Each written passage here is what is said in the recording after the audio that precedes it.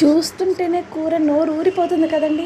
White rice అయినా, bagara rice అయినా, పరోటా అయినా, చపాతీ అయినా, ఎందుట్లోనకైనా ఎక్సలెంట్గా ఉండే ఈ కర్రీ ఎలా చేయాలో చూద్దాం రండి. జీడిపప్పు కర్రీ.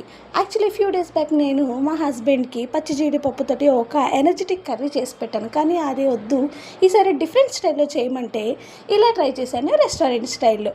ముందుగా ఆయిల్ వేడెక్కిన తర్వాత కొంచెం జీలకర్ర వేసుకొని అది చిటచిట అన్న తర్వాత అందులోకి సన్నగా చాప్ చేసినటువంటి అల్లం, వెల్లుల్లి, పచ్చిమిర్చి, ఆనియన్స్ యాడ్ చేసుకోవాలి. అవి బాగా ఫ్రై అయిన తర్వాత గుర్తుపెట్టుకోండి, ఎంత బాగా ఫ్రై అయితే కర్రీ అంత టేస్ట్ వస్తుంది. ఫ్రై అయిన తర్వాత ఈ ప్యూరీని యాడ్ చేసుకోవాలి. ఈ ప్యూరీలో ఏం వేసాను అనుకున్నారు? టమాటో, 2 పచ్చిమిర్చి, ఒక 50 గ్రామ్స్ జీడిపప్పు వేసి పేస్ట్ పట్టుకున్నాను. ఆ ప్యూరీ వేసిన తర్వాత మనం రుచికి సరిపడంత సాల్టు, కారము అండ్ కొంచెం ధనియా పౌడర్. నేను ఎక్కువ మసాలాలు ఏమి యూజ్ చేయట్లేదు, అన్నట్టు చెప్పడం మర్చిపోయాను. లవంగము కూడా యాడ్ చేశానండి, ఈ చెక్క లవంగం కూడా కొంచెం లైట్గా. ఎక్కువ బయట మసాలా పొడి యూజ్ చేయలేదు ఎక్కువ నేను.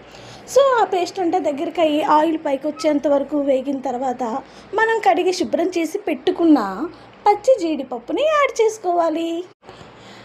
జీడిపప్పు యాడ్ చేసుకున్న తర్వాత ఆ గ్రేవీ అంతా జీడిపప్పుకి మంచిగా పట్టేలాగా కలయి తిప్పుకొని దానికి సరిపడంత మనం వాటర్ యాడ్ చేసుకోవాలి.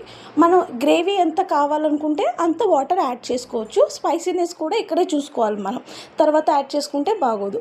ఆ తర్వాత కర్రీ దగ్గరగా అయ్యేంత వరకు, ఆయిల్ పైకి వచ్చేంత వరకు ఉడికించుకొని ఇంకొక 2 మినిట్స్లో దింపుతాం అనగా ఎవరెస్ట్ మసాలా నా దగ్గర అది అవైలబుల్గా ఉంది, అది వేసేసాను. అంతే, అయిపోయిన తర్వాత సర్వ్ చేసుకుంటే రెడీ.